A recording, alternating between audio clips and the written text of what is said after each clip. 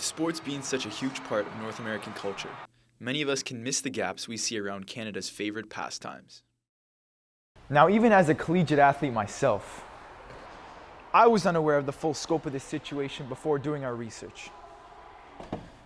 To start, the 2022 Participation Report Card on Physical Activity for Children and Youth has categorized the lack of access and lack of full participation in physical activity for children with disabilities as an ongoing public health and human rights issue.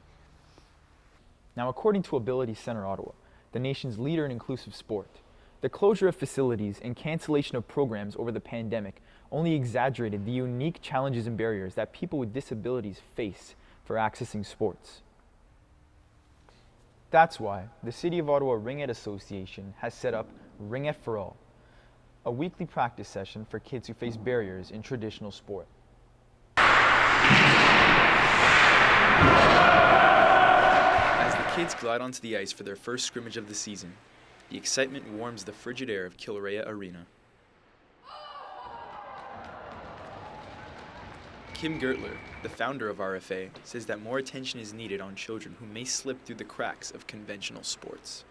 Ringette for All is a team of mixed abilities. Children of all abilities get to play on the team. Children who have physical, cognitive disabilities, as well as children who face various barriers such as socioeconomic, cultural, as in they're new Canadians, as well as children who perhaps have not fit that mainstream sport environment and just want to be part of a team.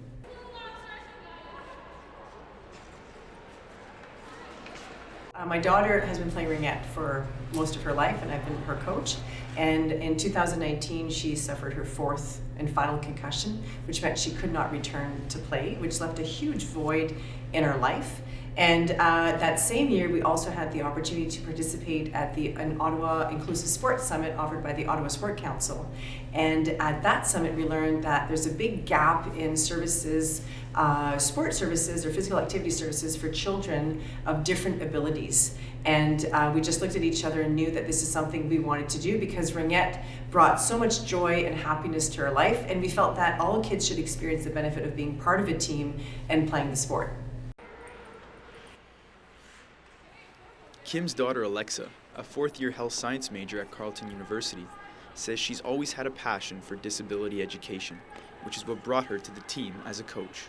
As a coach, it's my job to make the practice available to everyone and all their abilities. The practice plan has to have different variations so that everyone can participate. And the sport itself is pretty accessible given the equipment. A lot of the time we're able to donate some of the equipment to our players. So sticks, rings, shoulder pads, helmets, all of the above. It's on a rink, so we need all this equipment to make sure the players stay safe. So being able to provide this equipment, make sure that anyone who wants to play can play. Alexa says that the children benefit most from the socializing that comes with being on a team, because that is what they were most excited for post-lockdowns. COVID was really tough for a lot of our kids, just given a lot of them depend on schedules and consistency. COVID for all of us was a shock. So being able to come back to a sport that they love, social interactions, and physical activity was great for everyone, including myself. Dory Sayastas, a longtime Ringette coach and parent of Grace, one of Alexa's students, says they had long looked for an entry point into the sport they love so much. I've been a Ringette coach for many years, and Grace has followed me around the rink as long as I've been doing that.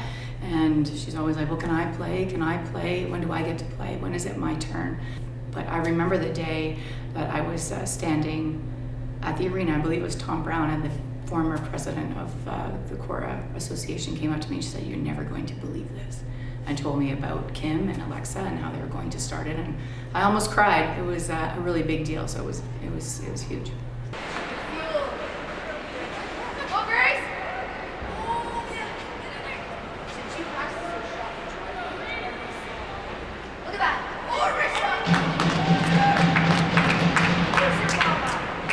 I've been a Ringette coach for years, and I get to sit in the stands and be a Ringette mom like everybody else. And it's one of the greatest things to sit in the stands and you look at the parents with their kids who they never thought would have this opportunity.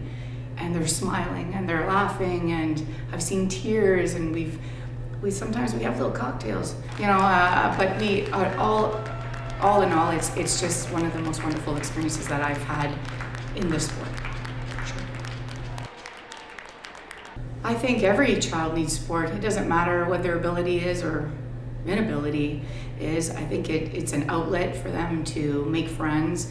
It's maybe they're isolated, or they have different barriers in their lives, and this really does give them an opportunity to be with a team and people who are like them, and they're treated all the same without disability, without the barrier. It's just, you're just a team now. The jerseys are the same color. The name on the front is all the same. You can't tell what kind of shoes they're wearing or if it's a brand name. It's all the same thing. It's all the same team. Grace Sayavanas, Dory's daughter, definitely seems to agree. So most fun part is having the game, fun, and I am part of a team. But Kim Gertler says breaking down barriers takes a lot of time and energy off the ice. Well, getting funding is critical for our program to run. So we don't necessarily get sponsors, but we do have to apply for multiple grants every year to ensure that we can keep our registration fees super low. And at times we even waive the fees and also allow us to purchase equipment throughout the year, because we do have the Ottawa Ringette Association community is really generous with providing us with secondhand gear, but there's some gear that needs to be new. Like a lot of helmets are much safer if they're new, skates fit better when they're new. So thanks to the various grants we've applied for, and we have had some personal donations, which are always really helpful. We can ensure the program stays low cost, and we can encourage as many kids as possible to be part of the team.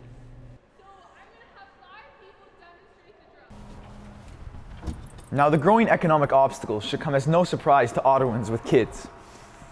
The Aspen Institute, a policy and nonprofit organization, has found that the average amount of spending on sport in 2022 in Canada was $930.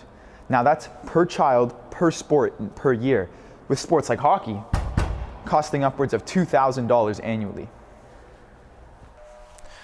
See, programs like Ringette for All are essential because when done correctly, they create spaces which push for community involvement through donations and volunteer work, which allows for these kids to play.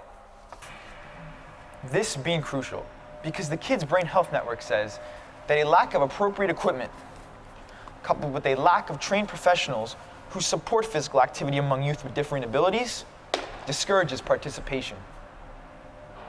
One of our biggest goals is to see Ringette for All teams across the country. Right now there's already a Ringette for All in Calgary based on our program and our resources. There's also one that's starting in January in Edmonton, and there's also one that is looking at starting either in January or in September of next year in Whitby. So our goal is to see a team, a Ringette for All team in each province in many different cities, so that we also as a team can participate in the tournaments that happen across Ontario, in our case, since we're in Ottawa.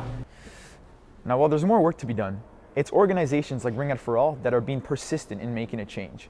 And with more and more youth joining teams like this, it's a positive indication that we're headed in the right direction. Sports can be crucial in keeping us healthy, maintaining social lives, and keeping people happy, because it's essential that all groups can feel these benefits.